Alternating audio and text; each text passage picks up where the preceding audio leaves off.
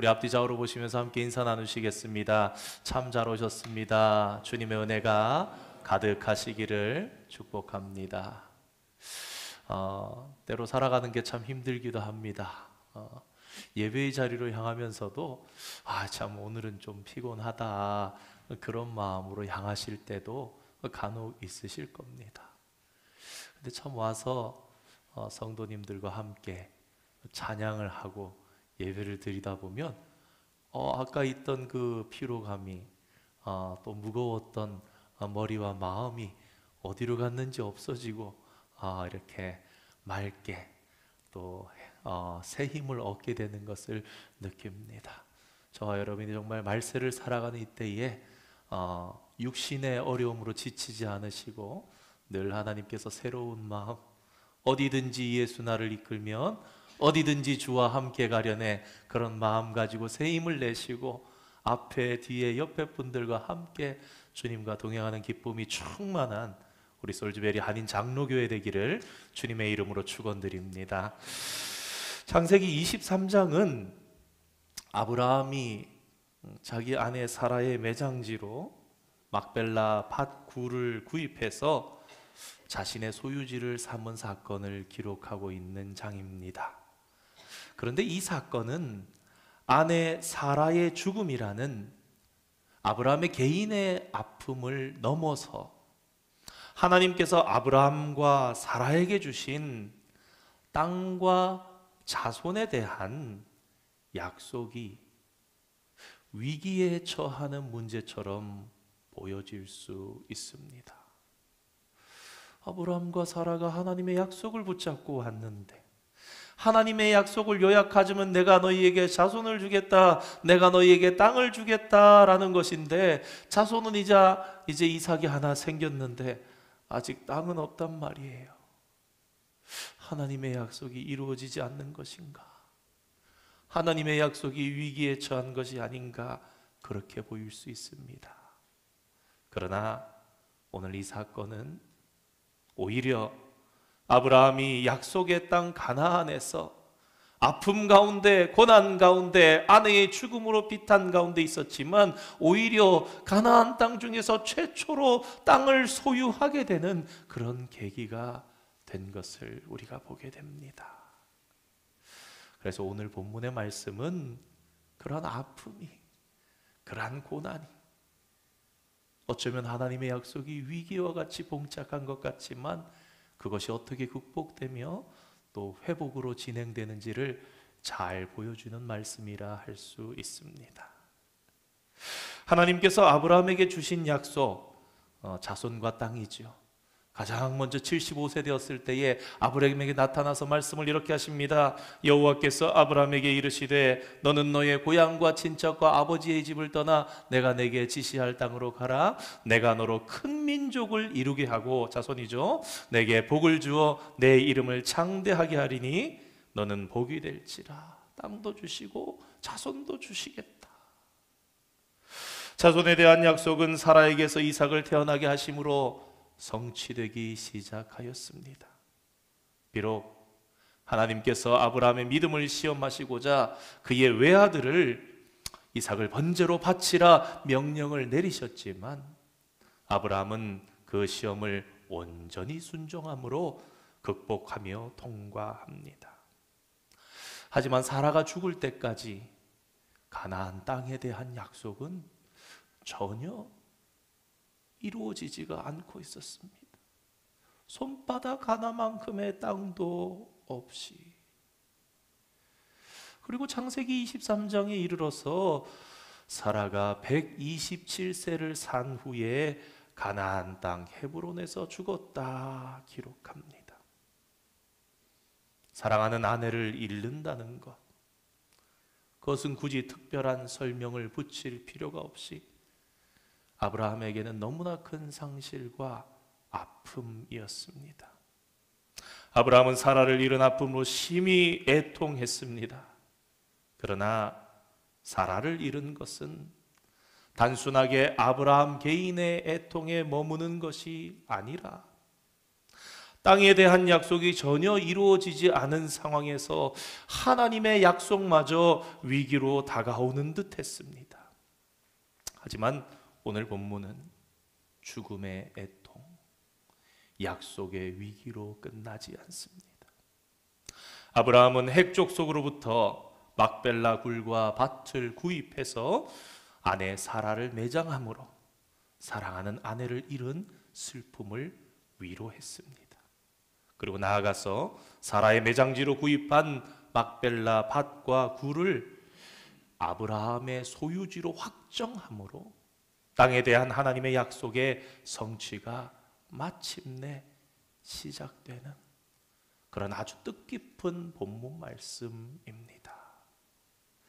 창세기 책 전체에서 사용되는 소유지라는 단어를 살펴보면요, 히브리어로는 발음이 좀 특이합니다만 아후자라는 단어인데 한 6, 7군데 정도 나옵니다. 이 창세기 23장을 제외하고 보면은 대부분이 하나님의 약속과 연관돼서 창세기 안에서는 가나안 땅의 소유와 연관되는 그런 말씀이라는 걸 확인할 수 있었습니다. 예를 들면 17장 8절에 내가 너와 내 후손에게 내가 거류하는 이 땅 곧 가나안 온 땅을 주어 영원한 기업이 되게 하고 나는 그들의 하나님이 되리라. 기업이라는 단어가 아후자라는 것입니다. 48장에 하나님께서 야곱에게 내게 이르시되 내가 너로 생육하고 번성하게 하여 내게서 많은 백성이 나게 하고 내가 이 땅을 내 후손에게 주어 영원한 소유가 되게 하리라. 소유에라도 아우자라는 단어가 사용되는 것을 봅니다. 즉 아브라함이 사라의 매장지를 가나안의 소유지로 얻었다라는 것은 하나님께서 아브라함에게 주셨던 땅에 대한 약속이 성취되고 있다라는 것을 분명하게 보여주는 그런 말씀이 됩니다. 죽음의 고난이었는데 지나보니 땅에 대한 약속의 성취로 진행이 되고 있었던 것입니다. 끝은 모든 것이 종결되는 시점만이 아닙니다. 때때로 우리가 이 땅에서도 겪는 많은 끝들은 새로운 것의 시작이 됩니다. 초등학교를 졸업하면 중학교를 새로 시작하게 됩니다. 고등학교를 졸업하면 대학을 새롭게 시작하게 됩니다. 세상의 노래 가사에도 이런 가사가 있더라고요. 모든 새로운 시작은 다른 것의 끝에서 생기잖아요. 그때를 놓치면 안 됩니다. 그런 가사가 있더라고요. 아브라함에게 있어서 사라의 죽음이라는 끝은 땅의 약속이 성취되는 출발점이 되었던 것입니다. 이삭이 어머니의 죽음을 슬퍼하고 있을 때에 아내 리브가를 맞이함으로 위로함을 얻었던 것처럼 어머니의 죽음이 끝으로 끝나는 것이 아니라 새로운 아내를 맞아들임으로써 새로운 삶의 가정의 출발점이 되었지요. 이와 같이 하나님께서는 우리가 마지막이로 생각하는 그 시점에 새롭게 무언가를 시작하는 그런 분이십니다. 그래서 오늘 말씀의 제목도 그렇게 정해보았습니다. 오늘 우리도 사라의 죽음을 대면했던 아브라함처럼 때때로 끝이라고 느끼는 절망의 상황을 경험하게 됩니다. 그러나 우리는 기억해야 합니다. 그 절망과 그 고난이 하나님 안에서 끝이 아니라는 것을 말입니다.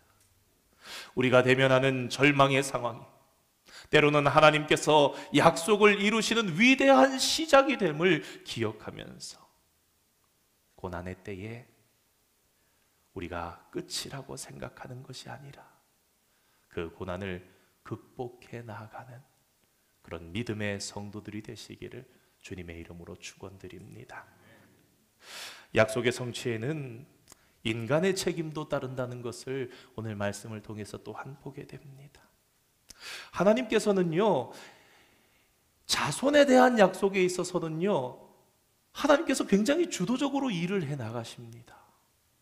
아브라함이 한 일은 거기서 거의 없습니다. 아브라함이 한 일이 있긴 있었죠. 아브라함이 어떤 일 했습니까? 이상한 일들을 했습니다. 불신앙의 일들을 했습니다.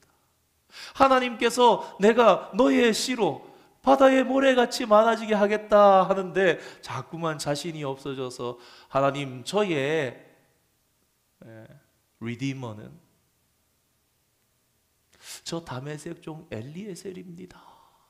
이런 이야기를 하고요. 양자 삼겠다는 의지를, 사라의 몸종이었던 애굽 사람 하갈을 통해서 이스마엘을 얻은 것, 이런 일들을 하는 것이었습니다. 그러나 우리가 잘 아는 것처럼 이러한 일들은 전혀 하나님께서 원하시는 일이 아니었습니다. 하나님만 바라보고 이루어가기를 원했지만 아브라함은 자꾸 인간적인 방법을 생각한 거예요. 하나님께서 이루시겠다 하시는데 위대하신 하나님 앞에 그 하나님께서는 그 방법까지도 거룩하게 해나가시는데 아브라함은 자꾸 혹시 그러면 이렇게 해도 되는 거 아니야? 아니면 저렇게 해도 되는 거 아니야? 하면서 하나님의 위대하심을 한없이 낮추고 자신이 온전히 하나님을 신뢰하지 못하고 있다는 것을 여실없이 드러냈습니다. 그러나 하나님께서는 사라의 몸을 통해서 그의 후손을 낳기를 원하셨죠.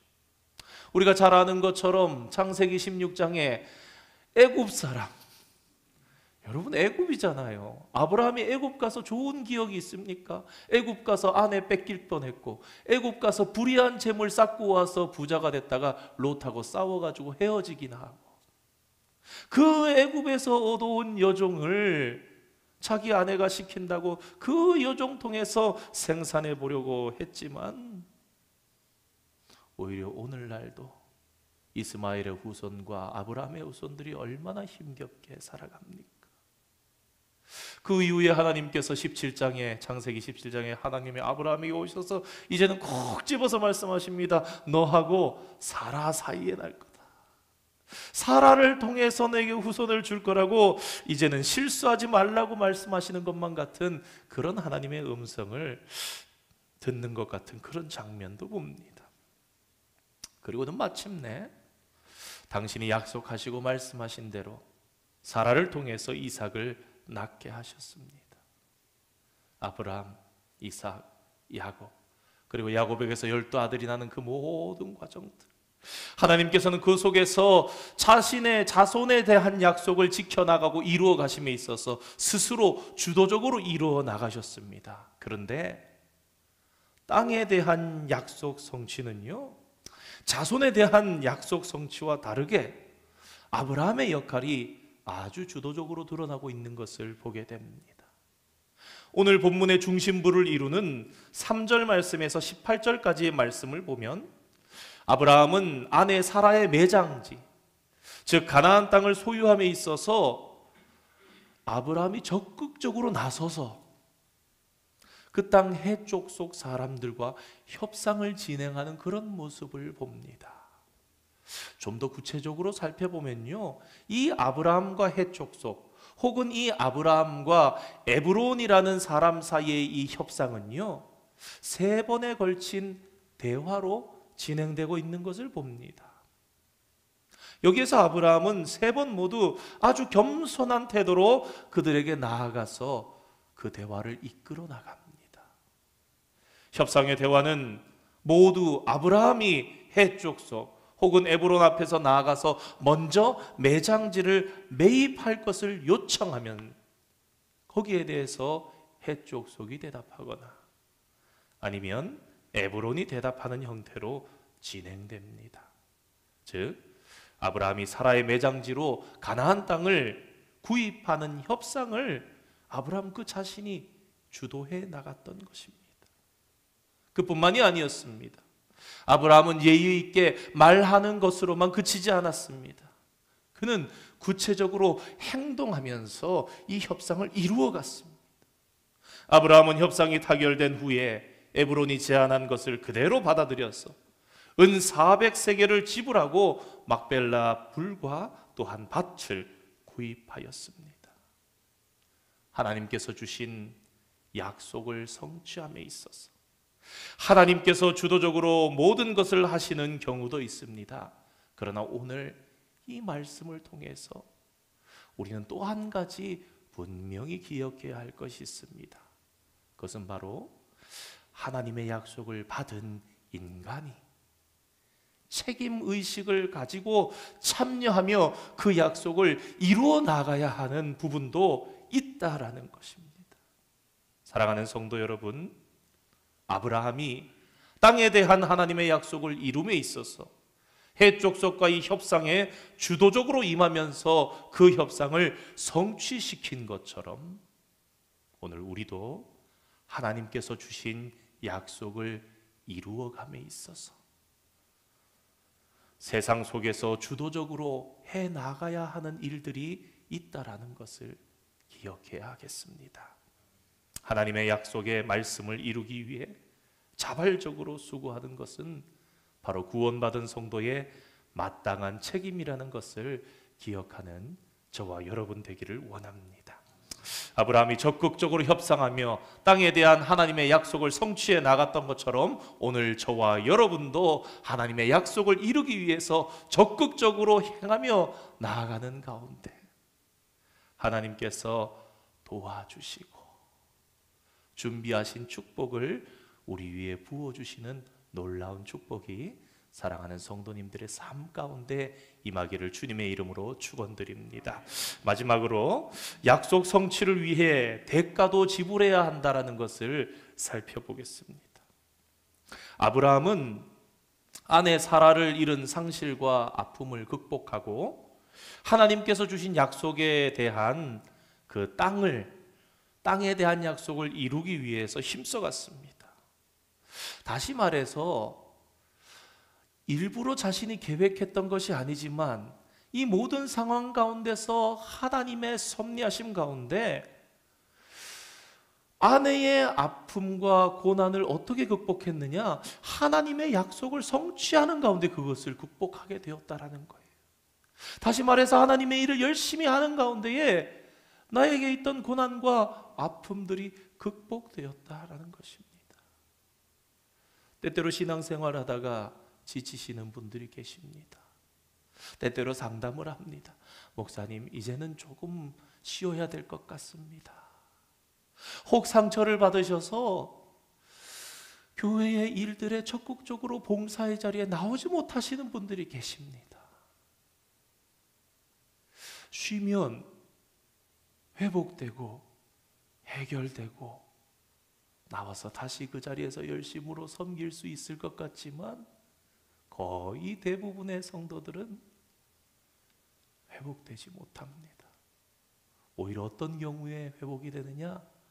어렵지만 오히려 하나님의 일을 감당해 나가고 오히려 봉사하고 오히려 헌신하는 가운데 하나님께서 힘을 주시고 하나님께서 자라게 하시고 하나님께서 넘어서게 하시고 오히려 그런 성도들이 훨씬 더 많이 있는 것을 보게 됩니다.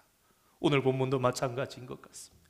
아브라함이 아내의 슬픔, 아내를 잃은 고통 가운데 있었지만 그 가운데 하나님의 섭리하심 속에 땅을 구입하고 매장지를 만들어가는 그 상황을 통해서 넘고 보니 아내를 잃었던 아픔으로부터 극복되면서 약속의 성취함으로 달려나가게 되는 그러한 결과를 맞이하게 되었던 것입니다.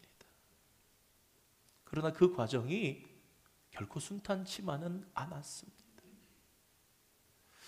아브라함이 해족 속에서 원했던 것은 사실 사라를 묻을 매장지뿐이었습니다.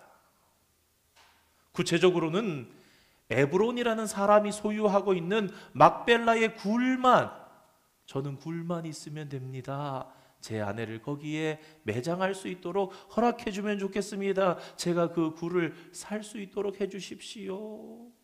9절 말씀입니다. 그가 그의 밭머리에 있는 그의 막벨라 굴을 내게 주도록 하되 충분한 대가를 받고 그 굴을 내게 주어 당신들 중에서 매장할 소유지가 되게 하기를 원하노라 하매. 그런데 11절 말씀에 에브론이 뭐라고 대답합니까? 내 주여 그리 마시고 내 말을 들으소서. 내가 그 밭을 당신에게 드리고. 굴을 얘기하는데 밭까지 얘기합니다. 그 속의 굴도 내가 당신에게 드리되 내가 내 동족 앞에서 당신에게 드리오니 당신의 죽은 자를 장사하소서. 아브라함은 막벨라의 굴만을 요구했지만 막벨라 굴의 주인이었던 에브론은 은근히 밭을 같이 묶어가지고 말하면서 굴 주변에 있는 밭까지 다 살 것을 아브라함에게 제안하고 있는 것입니다. 이러한 본문의 상황이요, 너무나 예의 있게, 너무나 이렇게 부드럽게 넘어가고 있어서 얼핏 보기에는 성도들이 볼 때에 야, 에브론이 참 좋은 사람이다. 그리고 동시에 아브라함이 참 그 땅에서 신실하고 아름답게 살았구나. 하나님의 덕을 널리 퍼뜨렸구나. 그래서 당신은 우리 중에 하나님의 선지자 같은 사람으로 여김을 받으면서 살아가고 있어서 그냥 줘도 되겠구나. 정말 저들의 마음이 그렇구나라고 여기지만 그렇지 않습니다. 거저 주려는 마음이 아닙니다. 예의상 아내가 죽은 아브라함에게 점잖게 얘기를 하는 거예요. 우리도 그럴 때가 세상 사람들 가운데 있잖아요. 겉으로는 그렇게 얘기하는데 속마음 전혀 아닌 것이, 왜냐하면요, 그 속마음이 가장 잘 드러나는 것이요, 땅값입니다. 굳이 주고 싶은데 왜 땅값을 얘기합니까? 그 땅이 환산한다면 은으로 한 400세겔 되겠지만은 그것이 당신과 내 사이에 무슨 상관이 있겠습니까? 하면서 은근히 땅값은 그 정도입니다. 성경학자들이 연구하고 그것을 정리해서 주장한 것을 보면 이것은 당시에 그들의 문화 가운데 일종의 상술이었다, 이렇게 기록되어 있는 주석을 읽을 수가 있었습니다. 결국 굴만 사고 싶었던 아브라함은 그들의 의도대로, 에브론의 의도대로, 제안대로 막벨라 굴뿐만 아니라 그 주위의 밭까지 다 사겠다고 말하고, 그리고 금액까지도 에브론의 입술에서 나온 금액 은 400세겔을 다 지불하고 그 땅을 소유지로 삼았습니다. 그런데 당시에 이 은 400세겔이라는 돈이 매우 비싼 부동산 가격이었다라는 또 연구 결과가 있습니다. 아브라함이 그때 당시에 구입했던 막벨라 굴과 그 굴을 둘러싸고 있던 밭이 도대체 얼마나 넓었던 것인지 우리가 짐작하고 확실히 재어볼 수는 없지만, 많은 성경학자들은 그래도 그 아브라함 당대와 가장 비슷하게 땅을 거래했던 또 다른 성경 내의 본문을 찾고 있으니 그것은 바로 한 800년 정도 이후에 있었던 다윗이 아라우나의 타작마당을 은 50세겔을 주고 샀던 것을 가지고 이 사건을 비교합니다. 50세겔을 주고 이만큼 아라우나의 타작마당을 샀던 것과 18세기 아브라함 당시에, 기원전 18세기 아브라함 당시에 이 에브론의 막벨라 굴과 밭을 샀던 것, 여러분, 아라우나의 타작마당 사건이 무엇입니까? 하나님께서 다윗이 굳이 사람의 손으로 사람의 힘을 의지하려고 전국적으로 인구조사를 해가지고 시행한 다윗의 죄를 벌하실 때에 그가 하나님의 손에 사흘 동안 전염병을 선택하고 순식간에 7만 명이 죽었습니다. 다윗의 영안이 열리고 죽음의 천사가 예루살렘 성을 향해서 돌이키고 보고 있는 그때에 가슴이 터져 나오면서 하나님, 이 백성이 무엇을 잘못했기에 하면서 엎드렸고, 그때에 그 아라우나의 타작마당을 사서 그 소와 수레를 가지고 번제를 드려서 하나님과 화목하게 되지 않았습니까? 시간적으로 볼 때 약 800년 정도의 차이가 있었지만, 여러분이 아라우나의 타작마당 샀던 그때 당시의 타작마당이요, 다윗과 솔로몬이 이후에 성전을, 예루살렘 성전을 건축하는 그 부지로 사용되었다라는 것을 생각해 볼 때에, 여러분, 아라우나의 타작마당은 대단한 넓이였습니다. 그러니까 이 아라우나의 타작마당과 오늘 창세기 23장에 이 에브론의 막벨라 굴과 그 주위의 밭까지 생각해 볼 때에 이 땅값 은 400세겔은 비싸도 너무 비싼 가격이었다라고 성경학자들은 말합니다. 이 협상에서 에브론의 입장에서는 비싼 가격에 막벨라 굴과 그 굴을 둘러싸고 있는 밭까지 판 아주 이익이 되는 장사를 했고, 아브라함의 입장에서는 사라의 매장지로 자신에게 필요했던 막벨라 굴뿐만 아니라 그 주위의 밭까지 매우 비싸게, 아주 비싸게 구입하는 손해되는 장사처럼 보여집니다. 그럼에도 불구하고 아브라함은 군소리하지 않고 은 400세겔을 그대로 모든 사람들이 공증해 주는 앞에서 다 주고서 그 굴과 그 밭은 이제 내 땅입니다. 비록 대단한 대가를 지불하면서 그 땅을 구입했지만, 그런데 이것이 약속의 땅 가나안 땅에 이루는 그 한쪽의 그 땅을 자신의 땅으로 이루어내는 첫 번째 사건이 되었던 것입니다. 이것이 너무나 중요한 사건이 되었고, 이후에 출애굽 시절에 이스라엘 백성들이 무엇을 근거해서 가나안 땅으로 갑니까? 내 조상들이 묻힌 땅, 우리의 조상 아브라함과 이삭과 우리 아버지 야곱이 묻혀 있는 그 땅, 약속의 땅, 거기를 향해서 간다. 요셉도 무엇을 부탁합니까? 자신의 해골을 꼭 메고 올라가 달라. 여러분, 그래서 400년의 세월이 흐르는 동안 이스라엘이 정체성이 다 흩어지고 신앙마저 흩어지고 있었을 때에 그들의 정체성을 기억해 하고 회복해 하는 놀라운 지표 중에 하나가 바로 아브라함과 이삭과 야곱이 묻혀있는 막벨라 밭굴이에요. 거기가 우리 땅이다. 거기가 우리의 조상들의 땅이다. 거기가 하나님께서 약속하신 땅이다. 그 땅을 하나님께서 우리에게 주실 것이다. 그러니 우리는 오늘 올라간다. 그렇게 되는 것입니다. 당시에는 아브라함이 많은 가격을 치른 것 같지만 그냥 주겠다는 말도 거부하면서 한 푼도 깎지 않고 산 것에는 그만한 이유가 있었던 것입니다. 하나님께서 주시는 땅에 대한 명분이 분명해야지요. 바른 것이 되어야지요. 어떤 시비도 걸려서는 안 되는 것입니다. 모든 사람들이 지켜보는 앞에서 정당하게 대가를 다 치르고 어느 누구도 시비 걸 것이 없이, 이것은 가나안 족속들과 아브라함 집안 사이에 대대로 이것은 아브라함의 땅이다. 그 첫 시작을 허투루 할 수도, 시비와 분쟁이 걸릴 수도 없었던 것입니다. 그리고 마지막으로 이 사건을 하나 연결시키면서 말씀을 마치려 합니다. 너무나 많은 돈을 주고 산 것 같은 이 아브라함의 약속의 성취가 마치 예수님의 십자가 사역과 구원 성취와 닮은 꼴입니다. 사랑하는 성도 여러분, 우리 예수님께서도 우리에게 생명을 주시겠다는 약속을 이루시기 위해서 십자가라는 아주 값비싼 대가를 지불하셨습니다. 너무나 넘치는, 너무나 웃돈을 주시고 그렇게까지 하실 것이 없는데 수백만 원이면 끝날 거를 수십억을 지불하시고 완전히 페이오프 하셨다. 다 이루셨다. 그것이 우리를 구원할 유일한 길이었기에 십자가의 길을 묵묵히 가셨던 것입니다.